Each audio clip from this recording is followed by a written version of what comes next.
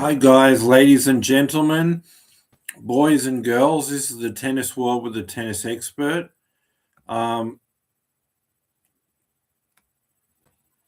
are you all doing? This is the Doha 500 preview. This is the Tennis World with the Tennis Expert. I'm your tennis expert. Let me break it down. I was at the Australian Open. I made some videos there, 2 short videos that just came out in the last couple of days. So if you'd like to see that, that's there. And other than that, we're finished with my Australian Open coverage. We've just got a couple of videos, match point, and then during the trophy ceremony on my channel on the short videos. So subscribe for that and subscribe for future content. But let's get into the Doha Qatar Open 500. Like, guys, I like to do the Grand Slams, the Masters 1000, and the top 8. But any 250 or 500, if we have Sinner, Alcaraz, or Djokovic, 2 of those 3, I'll do that as well.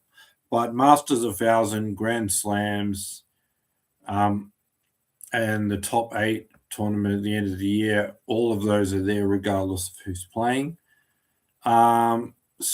Let's get into the preview now. So firstly, let's go to Sinner's part of the draw. He's got Popyrin in his first match. He should win. Not Popyrin. He's got Mahat. That could be like a tough one. Maybe because he's not played for a while and Mahat is playing pretty well. It's going to be 2 close sets or 3 sets because it won't be the best version of Sinner in his first match for a few weeks. And Mahat is a good player. But I'll say, let's just say straight sets, they're close, but it could very well be 3 sets. But still, it'll be a tough match, but Sinner's going to come away with the win. Second round, he'll have Popper and he'll match him with the power there, get him in long rallies. They'll both have a lot of power in the rally and the serve, but he'll have better return of serve, better defense, better consistency, by the same amount of power and winners and offense as Popper, but less errors, better defense, speed, consistency, less errors. So when he's matching all the good things Popper is doing, when he's matching all the good things Popyrin's doing, but he's better in other areas and less errors with the same amount of power, it'll be straight sets, and by then he's now got a win under his belt. Quarterfinals, he'll play Mensik. Same thing there. Mensik has a lot of power. They've both got a lot of power on the serve, rally shots, but then he's got better speed and defense. He's better on the return of serve, and he's more consistent. So same amount of winners with less errors. So that'll get him over the top there too. And when Mensik misses first serves on the second serve points, he'll get Mensik in the rallies, out-rally him, get breaks. On Sinner's serve, he'll win with the serve. But even on his second serve, when they don't go in, he'll still win the rallies anyway, or he could win with his first serve too, or miss the first serve and still out-rally him. But Mensik needs to get the first serve in. As soon as he misses, he's going to get out-rallied. And then, so straight sets, but they'll be close sets. So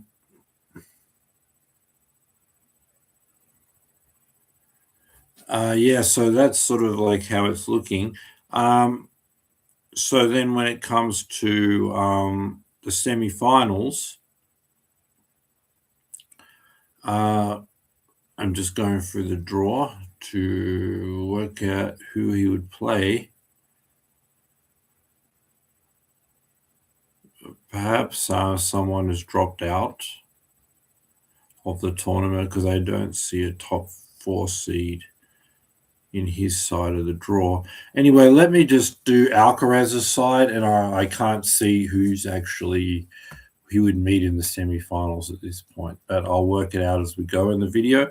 So I've got Sinner in the semifinals at the moment. But anyway, Alcaraz is going to have Rinderknech in the first round. He'll overpower him. He'll win that in straight sets. He'll probably get Herbert. He's going to out rally Herbert. I would say matching with the power, but more defense, better return of serve, less errors, more consistency, but the same amount of offense. So that'll be straight sets. Quarterfinals, he's going to have Hachanov. So yeah, again, same thing. Alcaraz can match him with the power, but better on the volley, touch shots, drop shots, but the same amount of power, way better return of serve, way better defense, and way less errors. So he's doing all the good things he does, except for the serve, but he's more than making up with that with the return of serve. And he's amazing speed and defense, and then things like drop shots and volleys and the offense, plus matching with the power. The only thing Hachanov has is the serve, but Alcaraz has a great return of serve. So as soon as he misses first serves, Alcaraz will get him into rallies and he'll out-rally him. So that'll be straight sets there. He'll just be too consistent, too fast, too good on the return of serve. And the drop shot will bring Hachanov in and expose his lack of movement. And Hachanov, to go for a lot of power and hit winners, he's going to have to get a lot more errors.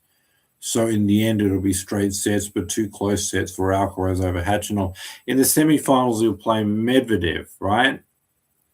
He'll play Medvedev.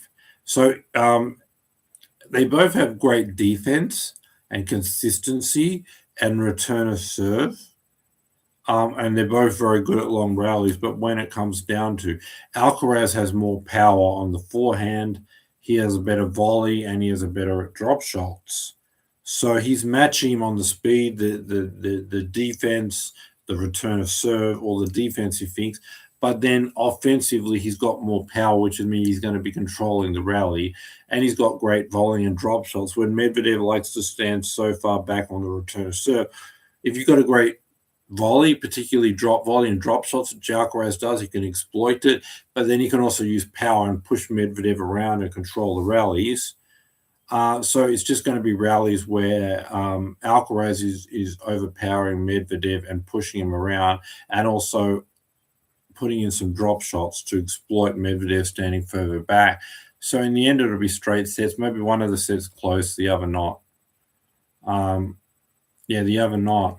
So, if we go back to the other side of the draw, I'm going to say, because I think somebody's pulled out a top 4 seed, so I'm going to say, I'm trying to get it. But anyway, in this part of the draw, I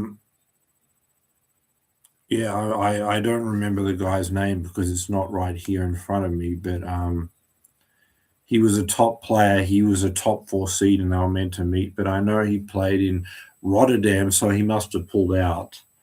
I don't know why his name's not on my mind right now, but he's from Uzbekistan. But yeah, his name is not in the draw anymore, and his name is not on my mind. So anyway, I'm just going to say the number 5th seed is on that part of the draw. So I'm going to say Sinner will play Rublev. He'll overpower him, winning in 2 close sets. Sinner will. So we'll see 2 Russians lose in the semifinals. Sinner over Rublev in straight sets, overpowering him, and actually Alcaraz over Medvedev, overpowering him. So that's where we ended up with the final here. Sinner Alcaraz, there's no one good enough to challenge these guys. This is a hard prediction for me because we're just coming off a Grand Slam. Alcaraz is better right now. He won the Australian Open. He beat Djokovic. Sinner was so up and down and made errors at bad moments and had no ability to play any kind of defense when Djokovic was aggressive. Alcaraz was much better in the final than Sinner was. And he's won the last 2 hardcourt Grand Slams now, Australian Open, US Open. He actually had to beat Sinner in the US Open final. So, yes, Alcaraz is playing better tennis, even on a hardcourt, winning the last 2 hardcourt Grand Slams. Sinner might be better on the indoor hard courts, right? But then there's this thing where, like we've seen in the French Open, Alcaraz beat Sinner. In Wimbledon, Sinner beat Alcaraz. In the US Open, Alcaraz won. Then in the top 8, Sinner won again. So the guy who lost their last match is really determined to turn it around. But they didn't play in the Australian Open, but it's like a loss because Alcaraz played great and won it, and Sinner didn't play so well and lost. So then that leaves me with this feeling that I feel like Alcaraz is playing better. I feel like he should win it. But then you got to look at the mental thing. When you put so much work in the off season and then you come to the Australian Open and you train for a week and you get through 2 weeks and you put all that energy and you've not just finally won a Grand Slam, you've won a career Grand Slam. When people have a great accomplishment in their career, they usually hit a down point in their career. Like they lose mode. They have this one thing that they wanted, and now they've got it. So Djokovic, when he won the career Grand Slam, even though it happened at 29, he went 2 years without winning a Grand Slam because he felt like he had this energy, this thing that he really needed, and then it took away the drive. Like he felt like satisfied. I don't think that'll happen like 2 years with Alcaraz or even a year. But the first tournament, 2 weeks after waiting so long to get this career Grand Slam, you'll put so much effort, you're exhausted, you put everything to get this one thing, and now you have it, and now you're satisfied, and now you're exhausted, and you just want to celebrate.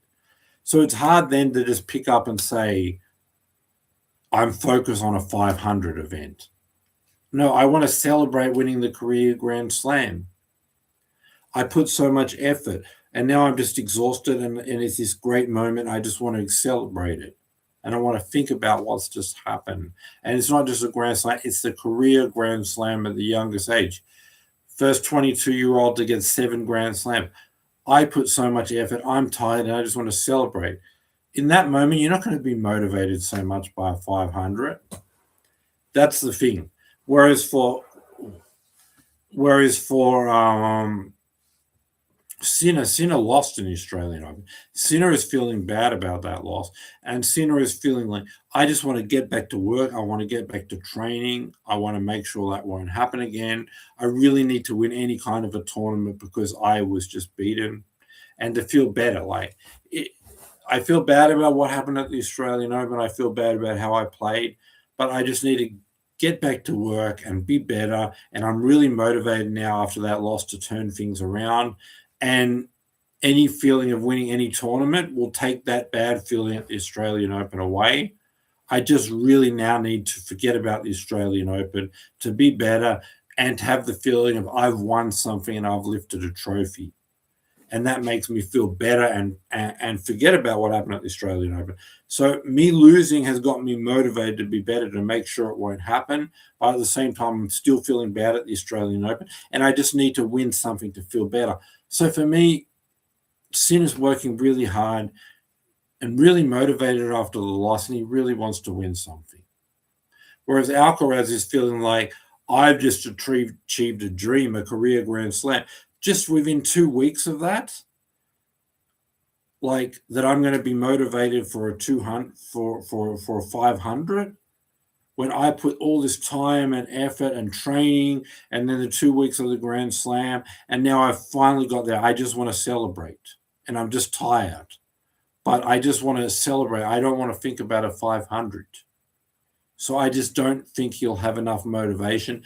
Whereas Sinner's just going to be like, he just wants to win something so bad to forget about the Australian Open. And ever since the loss, he's just been working while Alcaraz has been celebrating. So I think when you put about the motivation for Sinner will be high after the loss, really working on his game to be better. Whereas Alcaraz is like, I've just worked so hard, I'm tired and exhausted, and I just feel like celebrating this big accomplishment. But my mind is not really right after that, focusing on a 500 being so important. It's hard to just have that energy. You're fighting an Australian Open final with Djokovic for a career Grand Slam, trying to be the first guy to beat Djokovic at the Australian Open, youngest guy to win a career Grand Slam. Now you're just playing for a 500. And now you're sort of tired and you're in this celebration mode. Whereas the other guy's lost, I just want to get into another tournament and win it as soon as possible and feel better after the Australian Open. So for those reasons, I think Sinner's going to win in 2 or 3 sets. I'm going to say 3 sets. But if somehow Alcaraz can play fully motivated, like not like he's celebrating what just happened, like he's just forgotten about it, and he's still at that level of the Australian Open, which will be hard to just forget about winning like the biggest accomplishment of your career and just go into a 500 with the same motivation. That would be extremely hard just within 2 weeks. Maybe if it's by Indian Wells, he's really back to the motivation level, but just 2 weeks after, it's going to be hard. Whereas Sinner's very motivated after the loss to just be better and get a win. But if somehow Alcaraz can be at his best and just forget about that he's won the Australian Open and find a way that right after that huge accomplishment to be 100% motivated for a 500, then I would say right now he's playing better than Sinner. He'll probably win. But I don't think that that's the case. I think his motivation will be lower. And I think Sinner really wants to win a tournament after that loss and feels bad and feels like he'll feel better and forget about it more. And just in general, after the loss, he just wants to go back to training, work hard and be much better and just be a much better player. And he's really motivated about tennis right now. So because of the motivation level, I'm going to say Sinner will win in 3 sets. But yeah, I'll definitely come back before the finals on Saturday. So on Friday, I'll come back to preview that final. But if both Sinner and Alcaraz in the semi-final, on Thursday I'll also preview the semi-final, and then I'll preview also the final on the Friday. But if they both don't make it to the semi-final, I'll preview the final on Friday, regardless of who's there the day before the final. But anyway, that's my preview. I'm saying Alcaraz, Sinner meet in the final. Sinner wins because he's much more motivated after the loss, whereas Alcaraz is hard to be motivated after just winning the career Grand Slam.